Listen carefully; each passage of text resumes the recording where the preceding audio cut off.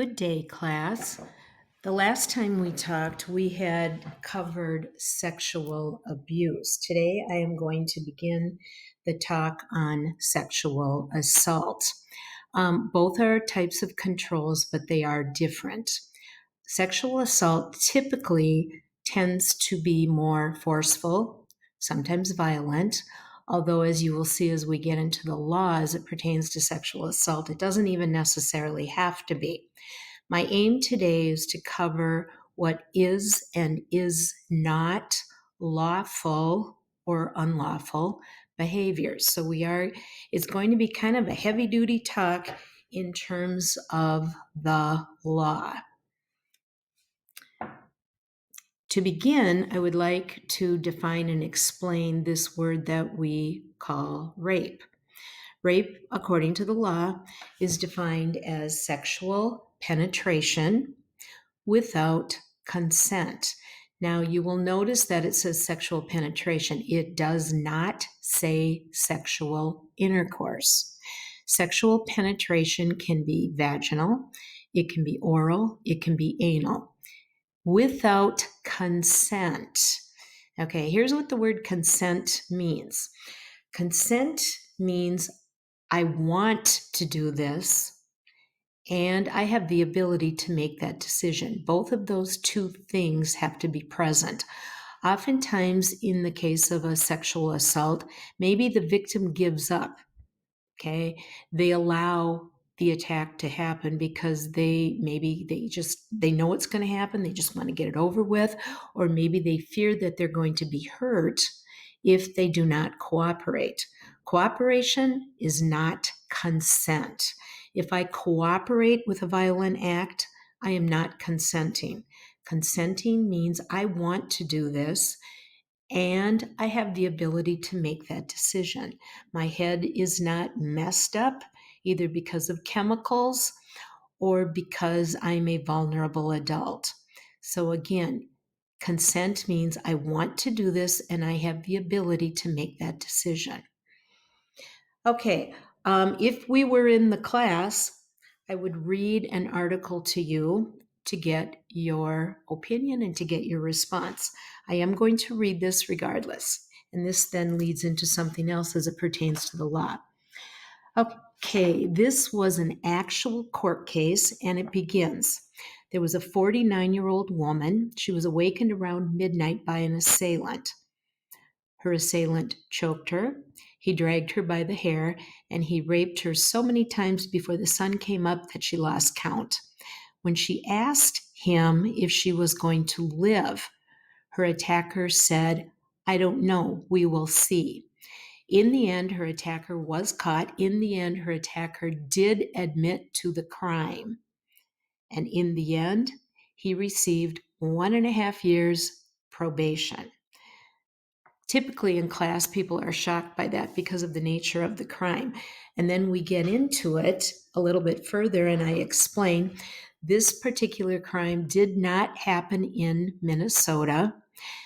And the reason why the punishment was so light is because it was her husband with whom she was no longer living. The two were undergoing a divorce. The divorce was not yet final. And the only thing that really came up in the court case was the fact that he pulled her down the stairs by her hair, okay, which was a violent action. The sexual attack never was admitted to court because it was her husband, and it is referred to as spousal rape. Spousal rape differs from state to state. I want to make that clear. It depends upon the state in which you are living. Okay, now with this next photograph, you can see the different states in the United States are color-coded differently. This particular reading, this particular case took place in the state of, get my pointer on here, took place in the state, I didn't do this right, here we go. It took place in the state of Arizona. And in the state of Arizona, spousal rape is viewed differently than in the state of Minnesota. Okay? And so Minnesota tends to be more protective of victims' rights, and it would have been treated entirely different in the state of Minnesota. And all of those states that are in white are very protective of victims' rights, very typical of Minnesota. And all of those that are colored in the pink are different than Minnesota. Okay, so my question to you is, would it matter whether or not the person is married to you? And in Minnesota, we are Minnesota residents. Yes, it is the same, even within a marriage. If my husband were to force sex upon me, I could press charges on him as though he were somebody I didn't know. Even within a marriage, you are protected by sexual assault rights. Okay, please, I want you to understand that when you are married, there are going to be differences of opinion, there are going to be disagreements, there are going to be fights, but you still retain the right to say what happens to your body, even within a marriage.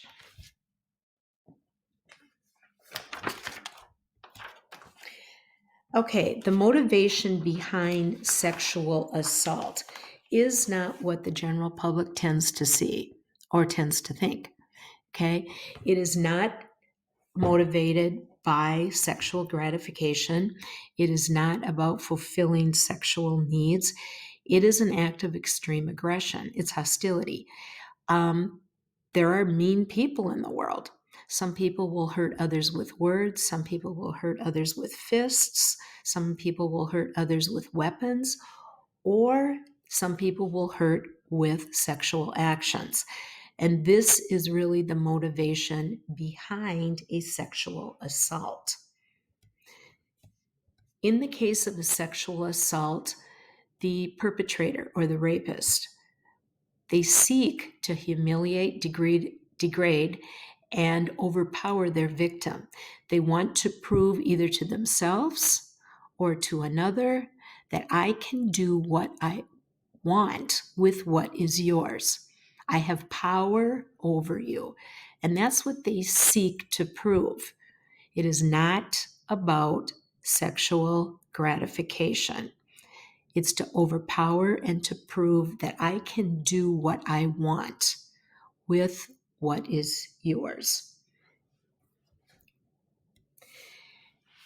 Okay, in terms of the law, sexual assault and rape are classified into two different categories.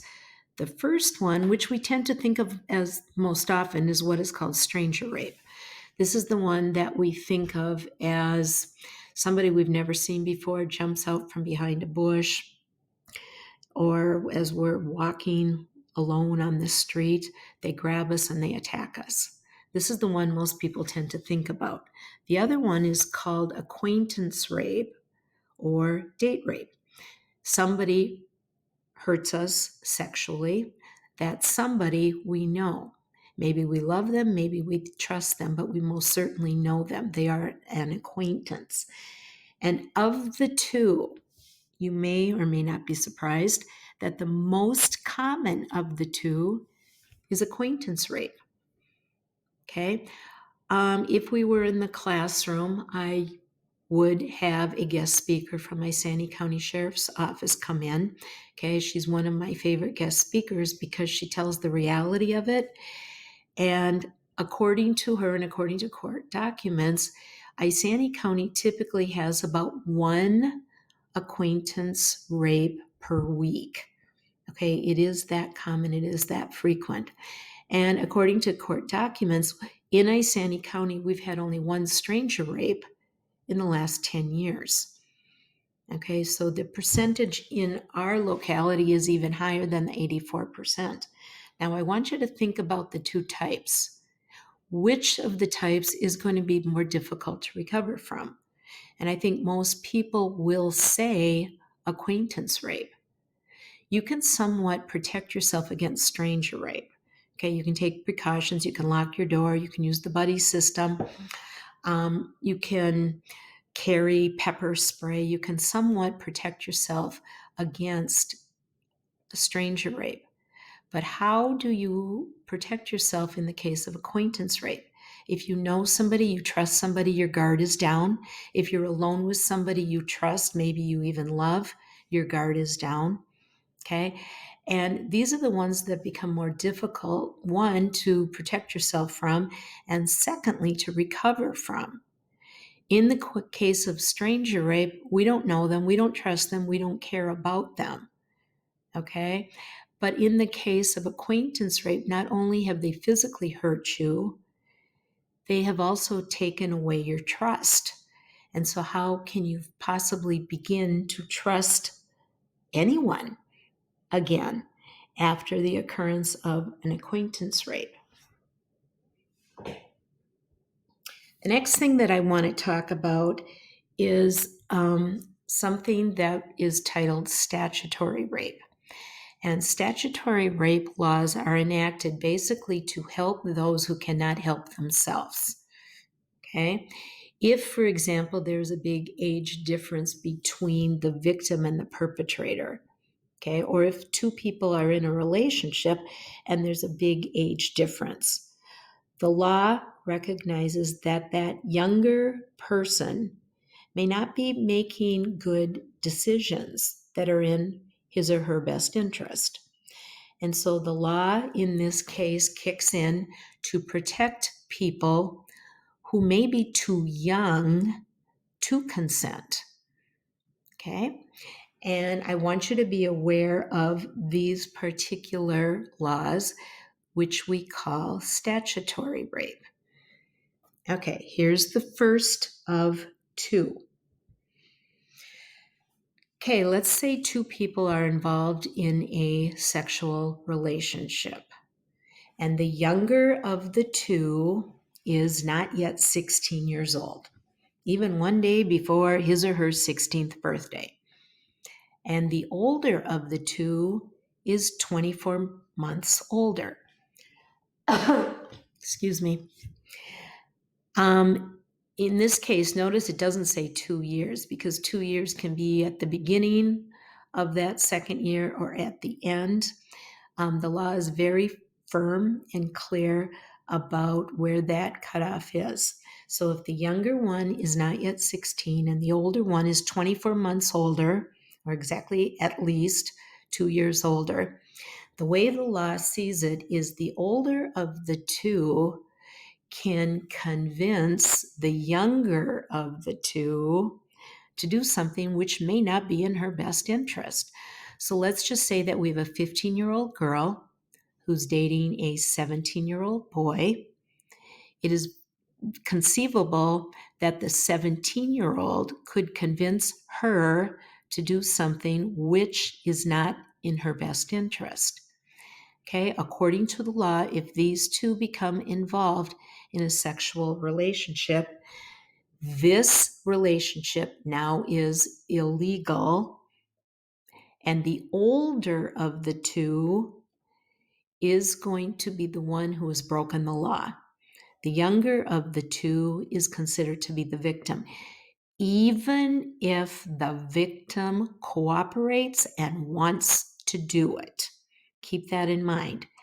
Even if the younger of the two is eager and willing to participate, the older of the two legally needs to be in control of the situation. If these two become sexually involved, the older of the two has now broken the law. Okay, now if they're dating and there is no sexual relationship, that is not illegal. But as soon as it turns to sexual activity, the older of the two has now broken the law. Now, the other thing I want you to notice about this explanation in terms of the law, it doesn't say girl, it doesn't say boy, okay? It can be any gender, okay? It could be a 15-year-old boy and a 17-year-old girl. In this case, the girl has broken the law. It could be two boys, it could be two girls, it could be in any combination. Okay, as far as the law concerns, the younger person of whatever gender is the victim, and the older person of whatever gender is the assailant, and that person has now broken the law. Okay, the next part. Okay, let's move it up a little bit. Let's say the younger of the two is now not 18. So now we're talking about nearly everybody in high school. Okay, they have not yet had their 18th birthday. And that person is involved in a sexual relationship with somebody 48 months older. So, say for example, you have a 17-year-old girl and a 21-year-old boy. Okay, they are 48 months apart in age, and the younger of the two has not yet had their 18th birthday. And notice here they have added in a position of authority. Okay, the older person is in a position of authority because as the law sees it, even though the victim is older and hopefully wiser, in the face of somebody in a position of authority, this other person in a position of authority has a lot going for them to convince them. So, for example, it could be a teacher, it could be a coach, it could be an assistant coach, it could be a babysitter, it could be a boss, it could be a clergy person, a priest or pastor. Because the way the law sees it is any one of these people has a lot of power over the younger person. And if these two people now become involved in a sexual relationship, the younger person, again, regardless of gender, it could be a boy or a girl, is considered to be the victim. And the older person, regardless of gender, could be a boy or a girl, is considered to be the lawbreaker. Okay, one last thing I wanted to speak about, which I always get the question in class. Let's say we have two people in one of these relationships. So let's take, for example, a 15-year-old girl and a 17-year-old boy. They're dating, they're in love, boyfriend and girlfriend. She clearly wants to do this. Is he breaking the law? Yes. Here's another situation. Let's say that her parents give permission for this. Maybe her mom even brings her to the doctor for birth control. Okay, her parents are aware that it has become sexual. Under that condition, is it still illegal or is it now legal? Here's my statement. Your parents, regardless, cannot give you permission to break the law. So whether or not your parents know, whether or not your parents give permission, it is still an illegal relationship.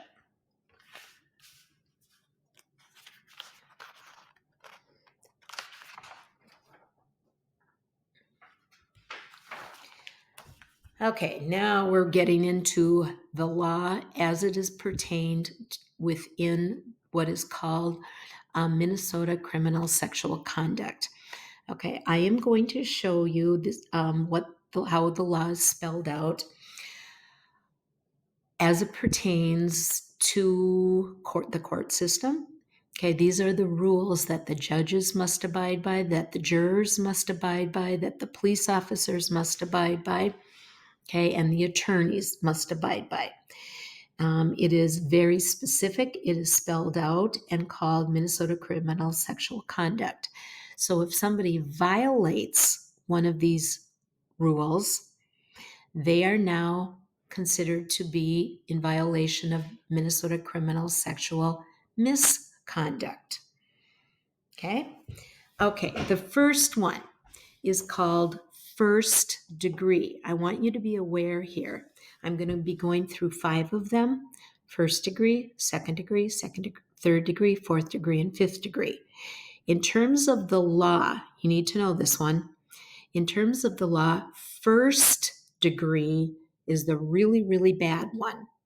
And then it becomes decreasingly bad. Okay, by that I mean fifth degree is the least severe. First degree is the most severe. Okay, if somebody were to be convicted of first degree, criminal sexual misconduct. There's got to be two conditions present. One, there has to be sexual penetration of the victim's body, meaning, again, this can be vaginal, this can be anal, this can be oral. Any one of those three things would constitute sexual penetration in violation of the law. And secondly, there's got to be some kind of a fear factor, okay? Meaning that the victim is fearful that he or she is going to be harmed by the bad person, okay? Even if he doesn't intend to harm him or her, even if the victim is misled, if the victim thinks they will be harmed, that constitutes that fear. So if there is sexual penetration and a fear, that person can then be charged with first degree, the really bad one. Okay? The fear might be they say they're going to hurt them if they don't cooperate. Maybe they show that they have a weapon, or maybe that person is just so big that I fear they can overcome me. Okay, so as long as there is sexual penetration and there is that fear factor, that person can then be charged with first degree. Now, I want to explain to you, and I would never test you on this, but just so that you can see the comparison, this is the upper limits of somebody who receives that charge.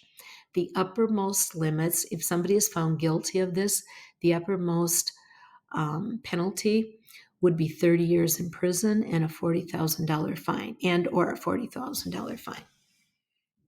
Okay, second degree. There is no penetration, but there's still the fear factor. Now, what this means is even if they don't sexually penetrate the person, okay, I'm going to read to you right from the law book how sexual contact is defined. Sexual contact is the intentional touching of a victim's intimate parts, those private parts, by the actor. The actor means the bad person, okay? Or convincing the victim to touch the actor's private parts, okay? Without the victim's consent.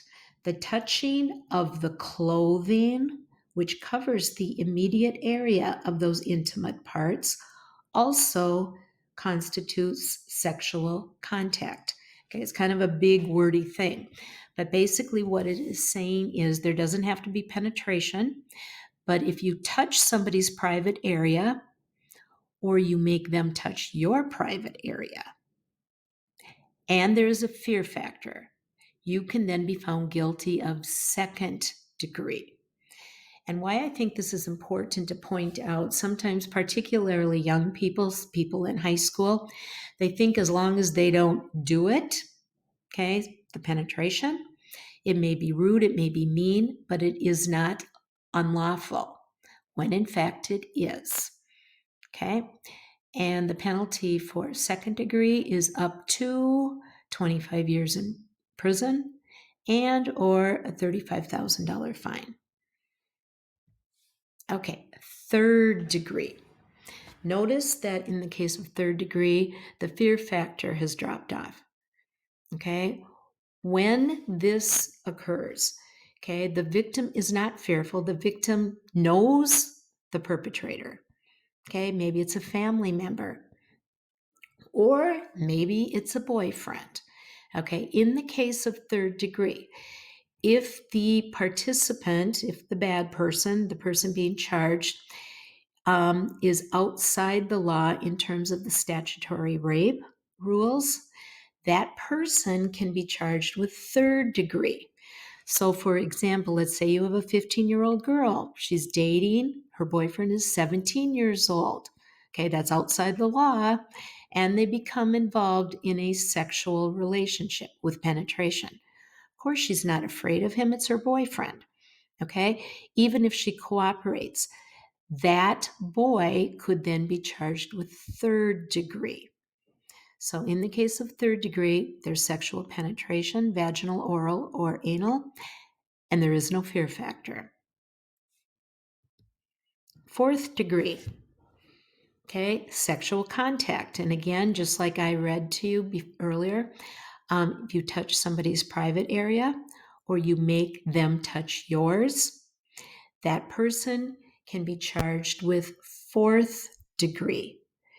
There is no fear factor. It might be a boyfriend, two people dating. She's 15, he's 17, and he touches her private area.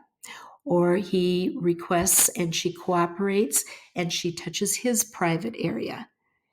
Okay? Because of the age difference, they are in violation of the statutory laws.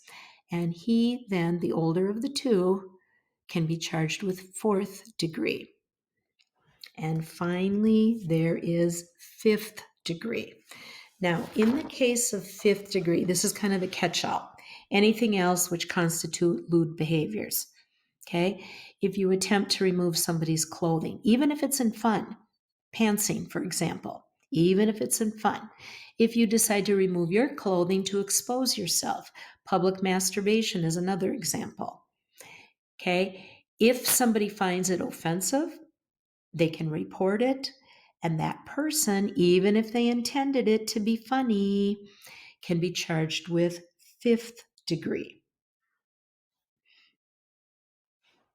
Okay, a couple things to be known about this. 1, 2, 3, and 4 are felony charges.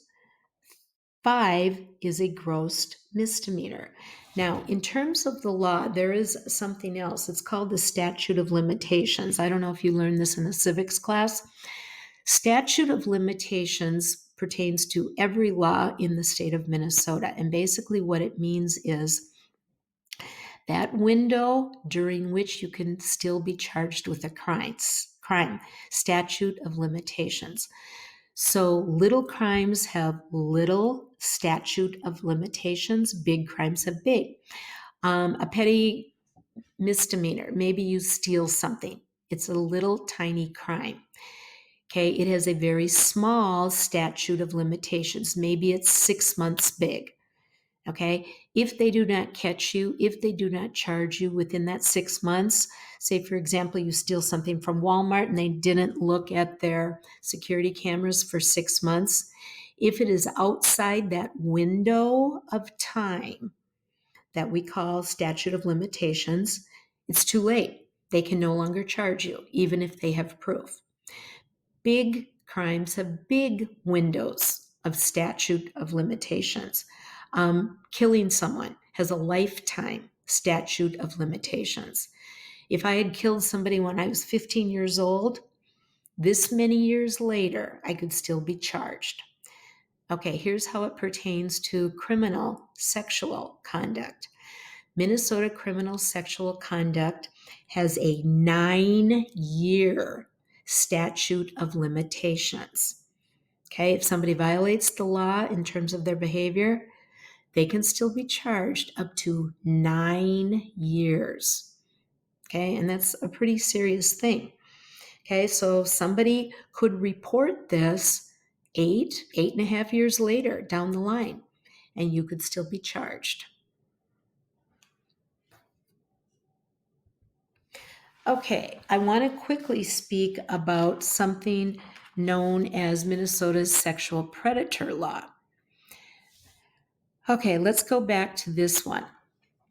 If somebody commits 1, 2, 3, or 4, okay, first, second, third, or fourth degree, because those are the felony charges, they then automatically get a new label. That particular person, once they are found guilty of violating that law, is now considered to be one of Minnesota's sexual predators. And here's what the law says pertaining to them. Okay, a sexual predator is now given a level of 1, 2, or 3. Okay, and the level is determined by how likely are they to re-offend. Okay, Are they likely to reoffend and do it again? If they are not, okay, they are given a level 1 or 2. Okay, in other words, they're not really a threat to the general public. Okay, let's say, for example, we've got a 17-year-old boy and he was found guilty of a sexual relationship with his 15-year-old girlfriend. He violated the law. Okay, he will now be considered to be a sexual predator, but we don't really have to be fearful of him. So he will then be labeled level 1. And yes, we likely do now, have high school kids who are deemed to be level 1 registered sexual predators. Okay, we don't have to be afraid of them. They messed up big. Okay, and they are considered to be level 1. Okay, level 3, on the other hand, these are the most serious offenders. These are ones who are likely to reoffend, okay, as it is seen by the law. So, for example, if somebody has committed a serious sexual offense, they've served their time in prison, they are ready to be released. But in their assessment, okay, the judge, or maybe the prison warden, or maybe the prison psychologist has determined that this person is still a dangerous person, but they've done their time. We can't hold them longer. They've lived in prison the time that they were assigned, so it's time for them to be released. Before they're released, they have to choose an address. Where are they going to live? As a level 3 registered sex offender, they cannot live within so many square miles of a school, of a daycare. They have to choose an address. And now, as a level 3 registered sex offender, we need to alert the public. Okay, in the case of level 1, the public is not aware and they retain the right of confidentiality. Level 1 registered sex offenders are registered in terms of law enforcement. The law enforcement knows who they are, but the general public does not. In terms of level 2, a little bit more serious, but still we don't have to be afraid. The general public is not aware of these people, but law enforcement is, the school is, and their workplace is aware, but not the general public. So they still retain some level of confidentiality. Level 3 is a whole nother story. Okay, if level 3 is released from prison, once they have chosen an address, the law enforcement has to go door to door to door, showing their new neighbors to be, you're going to get a new neighbor. Here's what he or she looks like. Here's where he is going to live, and here's what you can expect. Okay. In the case of level 3, the public does know, and I'll show you some pictures about this in a few minutes. Okay.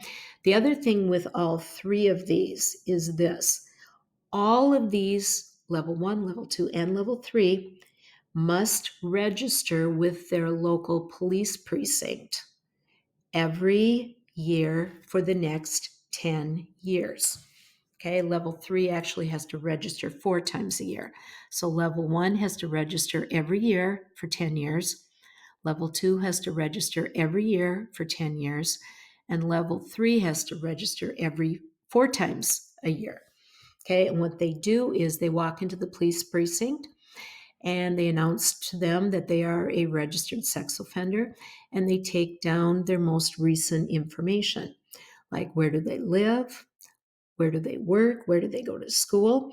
They do need permission to leave the state of Minnesota, and they need to be photographed so that they can have on record a very recent photograph.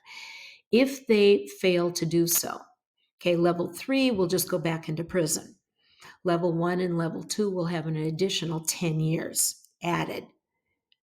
So now they're up to 20 years during which somebody's keeping track of them. Okay. Keep in mind with the previous slide, 1 is the most serious, 5 is the least serious. Okay, in terms of registered sex offenders, it's the opposite. So this is going to be a little bit mixed up for you. Level 1 is the least serious, and the bigger number, level 3, is the most serious. Okay, I'm going to show you, this is a public site for everybody to see if they choose. This is what is called Minnesota Sexual Offenders Registry. I'm going to show you how it works and what it's all about. Okay, once you click on the site, now you're getting into a public site that's available for the public, put out by the Department of Corrections. Okay, you will notice that you can search either by city or by county or by name. Maybe you're a victim and you want to keep track of this person, or by zip code. This entire database is only for level 3 sex offenders.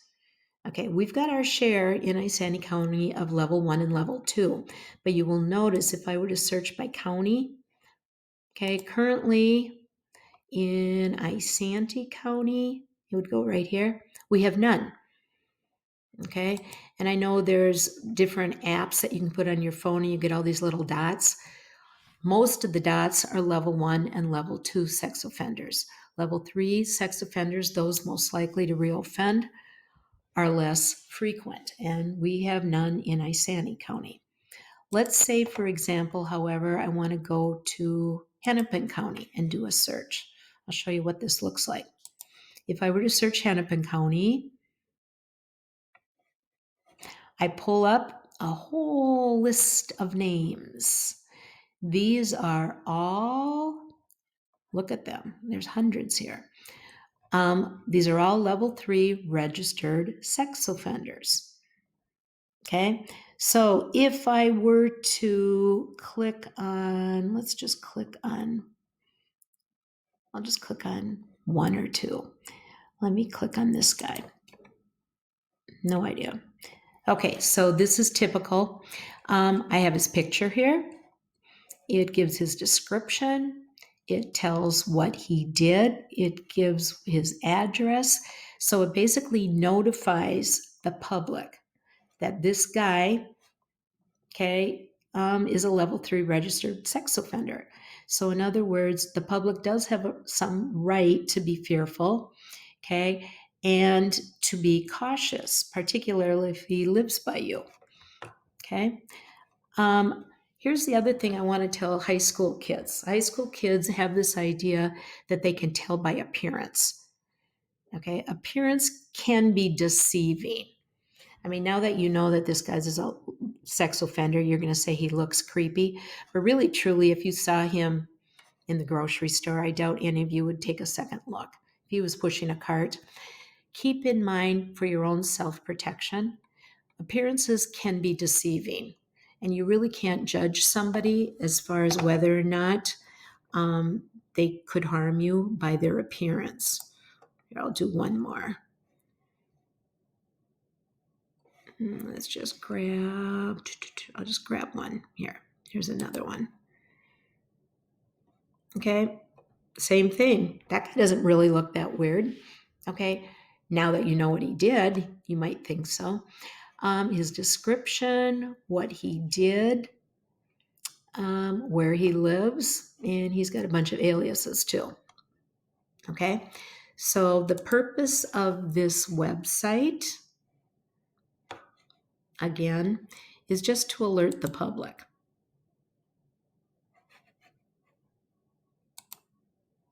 Okay, and then finally, okay, this dates back to 2010, so this was 10 years ago. This was a guy, he was a level 3 registered sex offender. This was put out in the local newspaper. It was on a local website.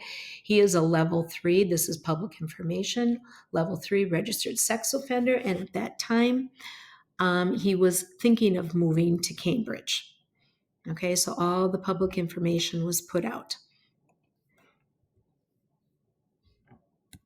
Okay, here's another guy. Okay, whoops. Same thing. This was a predator. This was dating back 4 years ago. He was a level 3 registered sex offender, and he too was to move to Cambridge. So they started the public forum, started to warn the public, because as a registered sex offender level 3, the public had a right to know. And finally, this one's a lot older. Okay, this guy was moving to North Branch. Same thing. Okay, that is it in terms of the law. I will conclude today, and when we talk again, I'll turn instead to talking about victims. Thank you for listening. Goodbye.